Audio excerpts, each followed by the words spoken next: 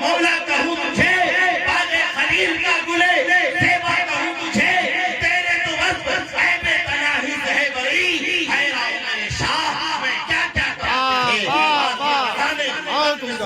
کر دیا کہ خالق کا بندہ خلق کا آقا خالق کا بندہ خلق کا آقا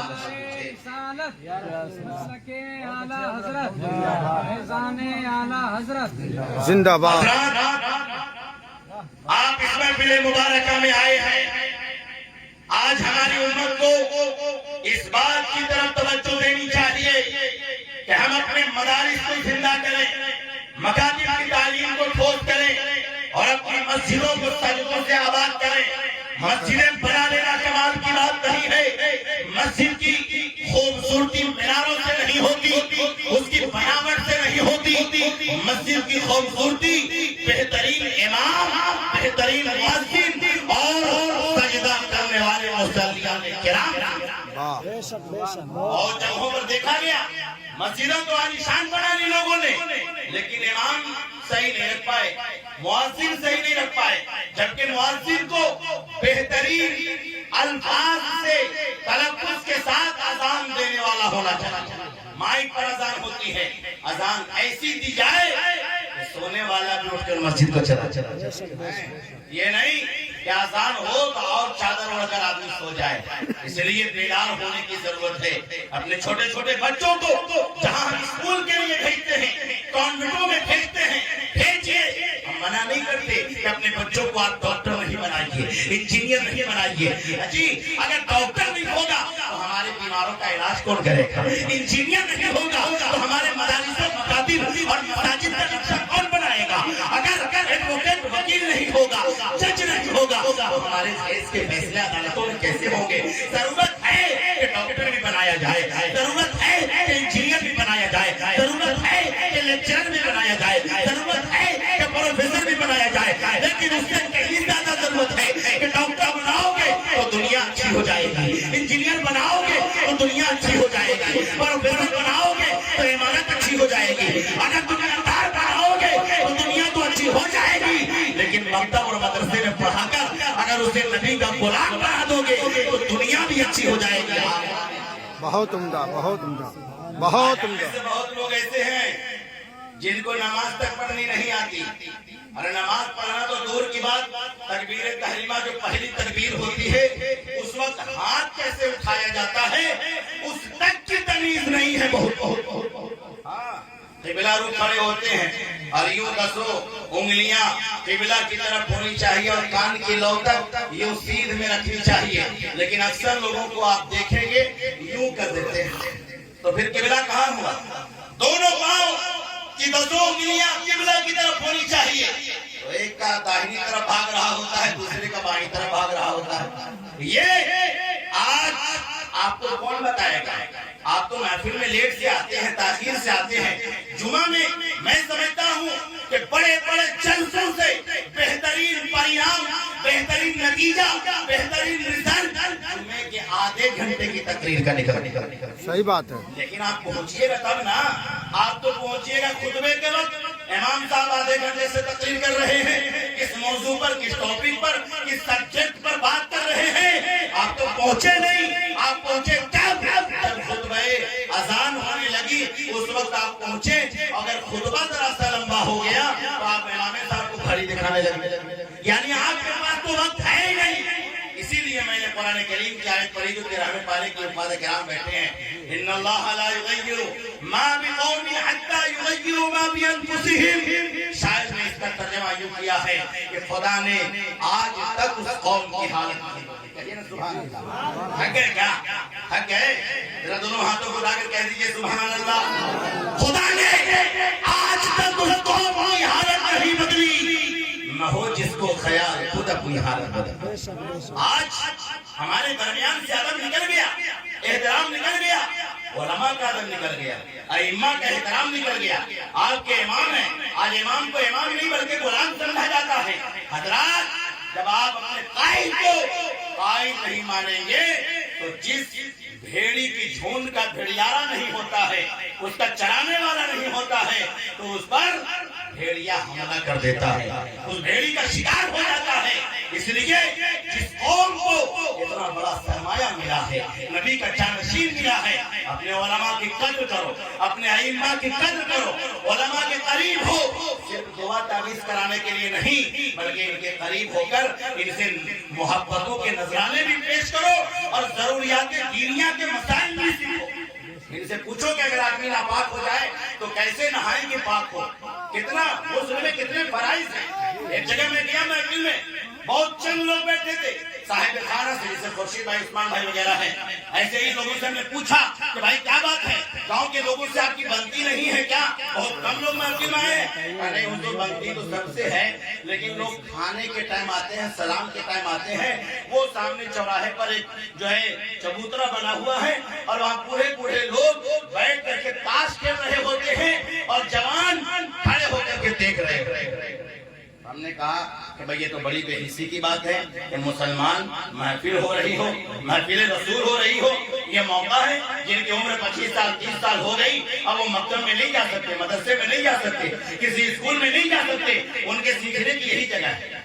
یہ علماء کی بھی ذمہ داری ہے کہ محفلوں میں لوگ آئیں تو ان کے وقت کو ضائع نہ کیا جائے بلکہ ان کو کچھ سکھایا جائے تاکہ یہ جائیں تو اپنی جماعت درست کر سکے، یہ جائیں تو پاکی ناپاکی کا فرق پیدا کر سکے، یہ جائیں تو اپنے بچوں کو صحیح تربیت دے سکے، یہ جائیں تو اپنے بیویوں کو اپنی عورتوں کو جا کر کے مصطفیٰ جان رحمت کی سنتیں بتا سکے، خاتون جنت کا کردار بتا سکے، خدیجہ الکبریٰ کا پاکیزہ کردار بتا سکے، امی عائشہ صدیقہ کی سنتیں بتا سکے۔ تو ان کو ذمہ داری ہے کہ یہ سنیں، ہماری ذمہ داری ہے کہ ان کو سنائے۔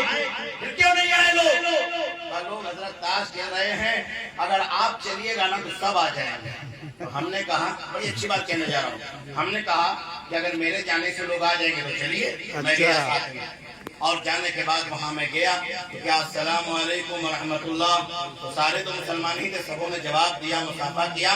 ان تاش کھیلنے والوں میں دیکھا کہ بوڑھے بوڑھے 70 سال 80 سال والے اتنی بڑی بڑی داڑھیاں ہیں چہرے پر اور بیٹھ کر تاش کھیل رہے ہیں۔ ہم نے کہا چچا آپ کے گاؤں میں محفل رسول ہے، ہم اتنی دور سے آ گئے اور آپ اپنے گاؤں میں نہیں آ سکے، کیوں نہیں آئے؟ کیا آپ کو سیکھنے کی ضرورت نہیں ہے؟ جانتے ہیں صاحب نے کیا کہا؟ طنز کے جو طنزیہ لہجے میں انہوں نے کہا ارے میلاد تو روزانہ ہوتا رہتا ہے، روزانہ محفلیں ہوتی رہتی ہیں، مولانا لوگ بہت آ جاتے ہیں، بہت تقریریں بہت نعتیں ہوتی ہیں، اسی لیے ہم لوگ لاسٹ میں جاتے ہیں اور ڈیلی ایسی بات کتنا سنیں۔ حملہ کیا حضرات، اگر آپ وہاں جائیں سنیں تو آپ کو فائدہ ہوگا، اور اگر آپ جانکار ہیں، آپ کو علم ہے، ایجوکیشن ہے، آپ شکشت ہیں، معلومات آپ کو مسائل کی جانکاری ہے، پھر بھی آپ اگر محفل رسول میں شرکت کریں گے تو شرکت کرنے کا ثواب ملے گا۔ جانکاری تو اگر ہے تو ٹھیک ہے، شرکت کا ثواب ملے گا۔ ایک بوڑھے میاں نے کہا ہم کو سب معلوم ہے حضرات، سب معلوم ہے، تو ہم کو بھی آ گیا تھوڑا سا۔ اب کہہ لیجیے کہ ایسے موقع پر کچھ سوال کر دینا چاہیے تاکہ ان علماء کو لوگ کمتر سمجھتے ہیں۔ یہ جو عالم دستار میں بنتا ہے جو ذرا بیض کی گردان کرتا ہے، پالا پالا پالو پالت پالتا پالنا پالتا پالتما پالتو پالتی پالتما پالتنا پالتو پالنا جو کرنے پڑتا ہے نا، اگر یہ اس لائن میں محنت نہ کرتا تو آئی ایس یہی ہوتے، آئی پی ایس یہی ہوتے۔ صحیح بات ہے۔ آج کہتے ہیں میتھ کا بڑا ماہر ٹیچر ہے، ہم کہتے ہیں ہمارے یہاں جو عالم سراجی بہترین سے پڑھ لے، کافیہ حل کر لے، ہدایہ حل کر لے، تو جو ہدایہ حل کرنے والا ہو تو سراجی میں ماہر ہو جائے، جو کافیہ میں ماہر ہو جائے، بڑے بڑے میتھمیٹک کا بے شک بہت خوب ماشاءاللہ۔ اچھے اچھوں کی طبیعت خراب ہو جائے، ایک جملہ سمجھنے کے لیے سر کے بال نوچنے لگتے ہیں لوگ، سمجھ سے باہر ہو جاتی ہے باتیں۔ بڑے بڑے محدث کو ایک جملہ سمجھنے کے لیے، حدیث رسول، قول رسول، منشأ رسول کو سمجھنے کے لیے نہ جانے کتنوں سے باتیں خیال کرنا پڑتا ہے۔ آپ تو عام آدمی ہیں، آپ نے اگر کچھ مسائل سیکھ بھی لیا ہے پھر بھی آپ پر لازم ہے کہ محفلوں میں شریک ہوا کریں اور علماء کے بیانات سے استفادہ حاصل کیا کریں۔ انہوں نے کہا حضرات ہم لوگ کو سب معلوم ہے۔ ہم کہا اچھا معلوم ہے تو یہ بتائیے کہ وضو میں کتنا ہے، غسل میں کتنا فرض ہے؟ ہم نے سوال کیا غسل میں کتنا فرض ممکن ہے؟ اگر ان میں سے بھی میں کھڑا کر دوں تو 2-4 لوگوں کے علاوہ حالتیں پست ہو جائیں گی، نہیں بتا پائیں گے لوگ۔ میں آپ کی شکایت نہیں کر رہا ہوں، حقیقت سے آپ کو آگاہ کر رہا ہوں۔ میں نے کہا غسل میں کتنے فرائض ذرا بتائیے۔ وہ بوڑھے میاں تاؤ میں آ گیا، انہوں نے کہا حضرات 10 हाँ 10 नहीं है चाचा, उन्होंने कहा 15, 15 भी नहीं है, कहा 20। तो छोटे छोटे बच्चे जो मकतब में कारी साहब किधर गए, तो मकतब में मदरसे में पढ़ने वाले जो बच्चे थे तो इनको इब्तिदाई बातें बताई जाती है ना, तो उन्होंने कहा दादा 3 कहिए, 3। बच्चों ने बताया, इशारा किया, जानते झिलहिलाकर, बूढ़े मियां ने झिलहिलाकर उस पोते को क्या कहा, अरे ये मौलाना 15-20 में मानते ना हो, 3 में मानते। तो ये आपकी जानकारी वो साहब जो कहते उनको सब पता है और उनको गुस्से तक का पता नहीं है। बताओ, ये हंसने वाली बात नहीं है, ये अकेले में रोने वाली बात है कि हम मुसलमान हैं, कहते हैं मुस्तफा जाने रहमत पर हमारा ईमान है, हम अल्लाह के रसूल के गुलाम हैं, हम पक्के सच्चे सिपाही हैं और हमको बदन पाक करने का तरीका मालूम नहीं।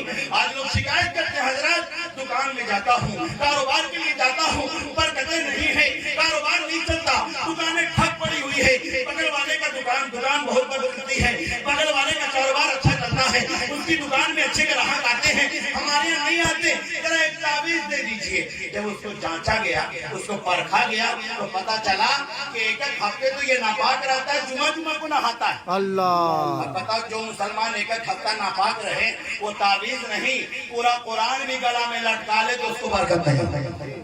बताओ, जिसका अल्लाह पाक, रसूल पाक, गौस पाक, खाजा पाक, उस मुसलमान का बदन ना पाक। आज ये तजजिया है, आज मुसलमान नौजवान लड़के खड़े होकर पेशाब करने पे आदी हो गए और शिकायत करते हैं, हजरत बहुत पैंट टाइट है, आपको टाइट पैंट पहनने के लिए किसने कहा? तो उनसे जब पूछा गया तो उन्होंने नहीं बता पाए वो कि गुस्ल में कितने फराइज हैं। तब उनको हमने बताया कि हजरत गुस्ल में 3 ही फराइज हैं। एक है मुंह भर के कुल्ली करना, अगर रोजे से है तो गरगरा नहीं करना, रोजे से नहीं है तो गरगरा करना, पानियों लेकर जो करते हैं उसे गरगरा कहते हैं। और दूसरे नंबर का फर्ज है नाक की नरम हड्डी तक पानी पहुंचाना, अगर रोजे से है तो ज्यादा मुबालगा नहीं करना, और रोजा नहीं है तो मुबालगा भी कर लेना, यानी अंदर तक पहुंचा देना। और तीसरे नंबर का फर्ज ये है कि पूरे बदन पर पाँव के नाखून से लेकर सर के बाल तक एक बाल के बराबर भी सूखा न रहने पाए, यही 3 गुस्ल में पर।